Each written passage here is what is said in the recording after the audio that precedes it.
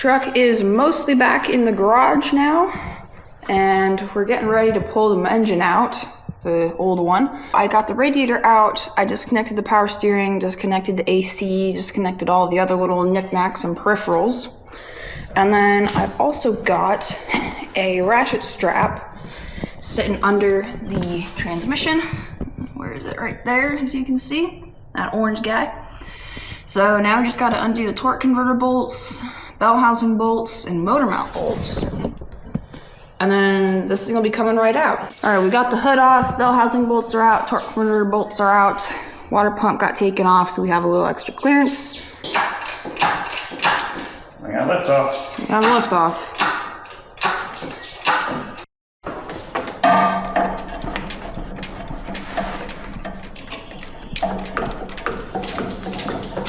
There we go. You all right? Yep, yeah, we're good. Okay. Cool. I got so much cool in my hair. Okay, you are off of the transmission. Okay, awesome sauce. The torque converter bolts are free. Okay. I'm just gonna keep kind of trying to pry you off of it.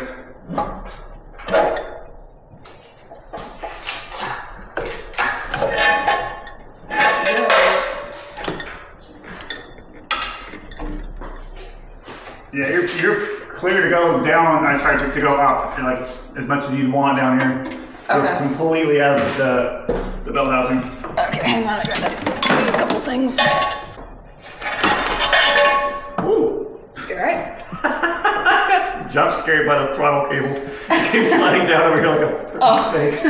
Oh god.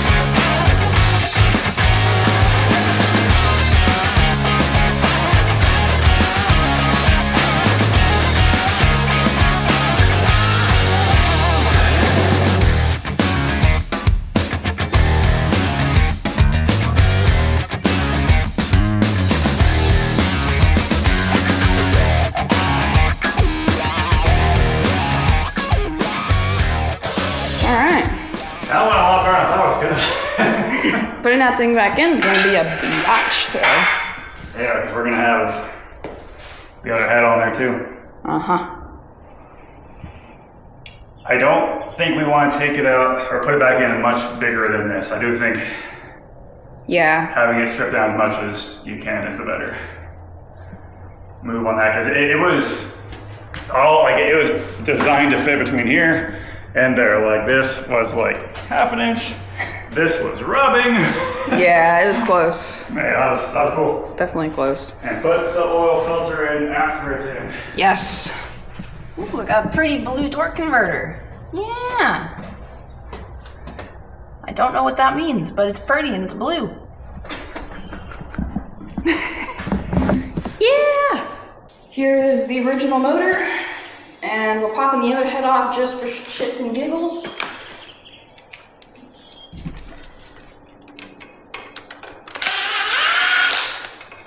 And I put my camera right where I was going to put the head, but that's fine. Ready? Yep. Oh, it's bleeding. It's bleeding. Oh, we got a cracked piston. More cracked piston? And another one. And another one! Well, damn. Turn the fuel pump up, they said. Yeah, it'll be fun, they said. Every piston, guys, in this fucking engine has cracks in it. And I'm gonna take the one with the hole blown in it out, and I'm gonna save it because I think that's just ridiculous. And we've got another chewed up valve stem on this guy right here. Interestingly, the exhaust valves on this head, I'm sorry you guys can't really see it, but they have brass colored, what are those called? Ooh, Spring caps? Spring cups? Yeah. Close enough. Valve spring cups. All right, all that's left, pull the oil pan off it, and then clean everything up and start reassembling.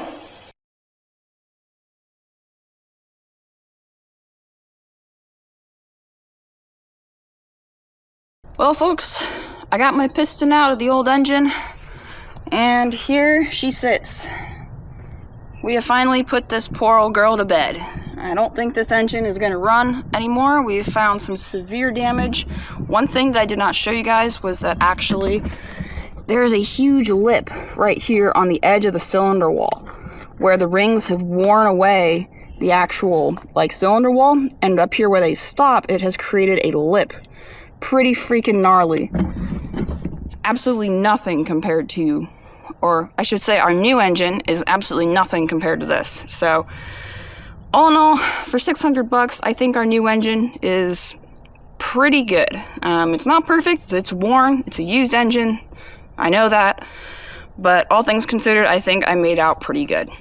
Welcome back to the 7.3 Saga, where today it is engine assembly day. I'm not going to touch that because it is clean. And we have spent probably the last 45 minutes to an hour just meticulously cleaning everything. Cleaning the deck of the block, cleaning up the head, getting all the holes cleaned out, getting all the ports cleaned out, making sure that there's not a speck of anything anywhere. Because anything anywhere equals bad engine. Snap my fingers to put it on there. Good? Good. On. Bam. What we're going to do is we're going to take our head bolts, put a little bit of oil on the tip of the threads, about 1/4 inch, put some oil on the head, run them in by hand, look up the torque specs because I did not do that, and away we go.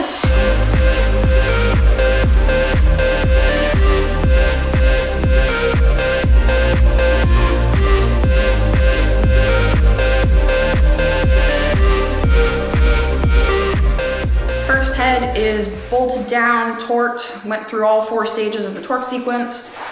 I really hope that my machining job turns out to be good enough.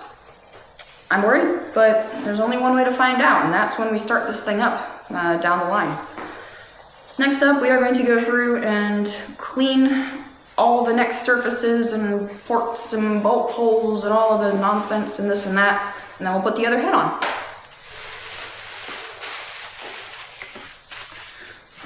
We're on you. It needs to go the other way, baby. Okay. You're right.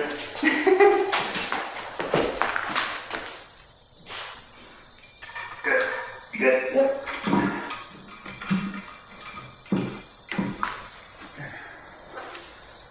Not quite on your side. Nope, got it. No, my side's out. Nope, my side's down. We're good. Woo. Safe.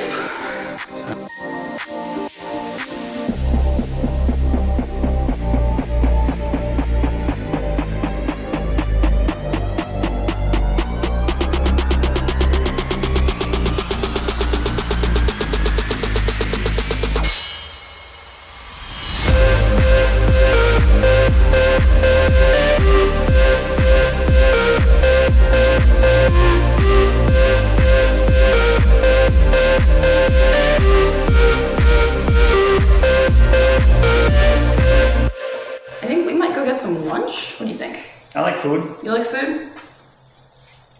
Man, what kind of boyfriend are you? Do you like food? I can't deal with you anymore. Jesus. You fat, obese piece of shit. Valve train is assembled. Everything is lubed up. Next up, we're going to slap on the valve covers and the exhaust manifolds. Valve covers and exhaust manifolds are installed. Next up, we're going to flip the motor over and we're going to get ready to do the front cover, rear cover, and the oil pan. Okay, another update. Got the oil pan on, front and rear covers respectively, and the oil cooler put back together as well. So this motor is ready to go back in the truck.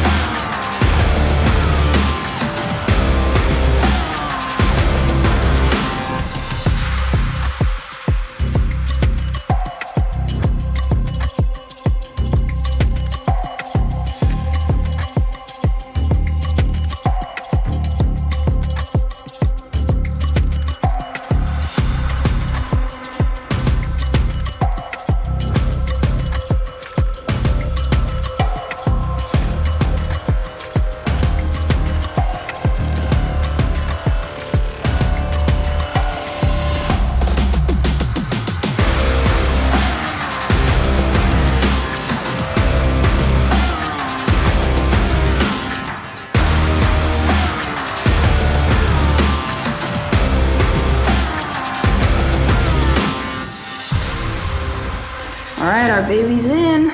Oh yeah. All right, at this point, it's literally just nuts and bolts, putting everything back together. Intake manifold has been installed, valley pan has been installed, everything is sealed up, hopefully pretty good. What's up guys? Since the last clip that you saw, we have gotten the turbocharger installed on the truck. The exhaust pipes are all hooked up, the down pipes, the up pipes, all of the pipes, they are all put back where they belong. Got the oil feed on there. And now I'm starting to look at possibly getting the injectors and the injection pump back on. Now, I'm kind of trying to remember where everything went because some of the wiring was actually underneath all the injector lines. So I'm thinking what I'm going to do is I'm going to get the injectors in, get the injection return lines set up, and then from there I think I'll run some of the electrical and then drop the injection pump in. Fuel return lines are in, injectors are also in, obviously. We got some of the wiring for my glow plugs and my glow plug relay put back where it belongs because the injector lines themselves kind of bridge over top of all of this stuff. So I wanted to make sure I get this stuff in the right order. I don't know what some of this goes to, but this is all fairly easy to route. This other stuff with the relay and everything, a little trickier to route, so I wanted to make sure I get that in place before doing the fuel pump, which I think is next. So what we're gonna have to do is actually a little bit tricky because on this gear, there's a little Y right there, there's a little mark, and that mark has to line up with a corresponding mark on the camshaft gear, which is currently underneath this rag. So if you carefully pop this rag out, you'll see I marked two of the teeth yellow, and right between there is where this tooth needs to go. Now hopefully I'm able to see that and get the gear lined up properly, because then we put the injection pump gear housing over top of that, which needs to stay loose so we can rock it to then get the injection pump in, bolt everything together, bolt the housing down, which needs silicone. It's kind of a you gotta do it all at once kind of setup, which is gonna be a little tricky, but hopefully I can get it done before it gets too dark. Alrighty folks, I'm getting eaten up by bugs, but I've made some serious progress tonight. We got the injectors in, injector return lines in, and injector pump in, along with the injector pump gear housing, yes. A bunch of the wiring is in where it belongs now. I did have to grab a dead end return cap and a T return cap from the old return line setups instead of using the new ones, because the new ones didn't come with a dead end or a T. But with the way that I decided to set up my returns, I needed those, and thankfully we had them in the scrap pile. So with that, I guess I'll see you guys tomorrow. Whatever tomorrow is, whatever day that is, and whatever tomorrow brings. Hey there guys, 2 more days have passed and more progress on the truck has been made. Yeah, she's starting to look a little more like a proper motor now. It's starting to look about as chaotic as it should. Got the water pump installed yesterday, along with a couple other knickknacks, the thermostat housing, and I don't know, I did some, oh yeah, the CCV, it's not actually, it's like CDR or something like that, crank, I don't know, whatever, it's crankcase ventilation basically. And then today so far I have gotten this side of peripherals done. Now the other side is where the alternator lives, because this bracket used to sit on top of the big old tall bracket that held the fuel filter. I had to actually, well, what I did was I cut the fuel filter bracket and made a spacer, which has fallen down here. So this little spacer is a piece of the bracket that used to be, I don't know, about yay tall, held the fuel filter and the housing and a sensor or two. It's literally just acting as a spacer right now so that my belt will actually line up, because without this spacer, the alternator is going to sit too far back and the belt's not going to line up properly like it's supposed to. So I think what I'm going to try and do with the rest of the daylight that is currently fading quickly is slap the radiator in and get my hoses attached. I'm going to be replacing all of the heater hoses. I got 10 feet of 5/8 heater hose already. I'm probably going to need more though, so I'll have to pick that up at some point. I need a couple hose clamps, which maybe I can get from work tomorrow. Need a hose clamp for my vacuum line and a hose clamp for my power steering return line. And I think Brian said that he was going to be getting some hose clamps from his work for the heater hoses and such, so I'm sure we're going to have to make probably at least 3 auto parts store runs this weekend when we try to fire this thing up, because we're going to be forgetting all sorts of stuff, I'm sure. But today's Wednesday. Really hoping, fingers crossed, that this thing's going to fire up this weekend.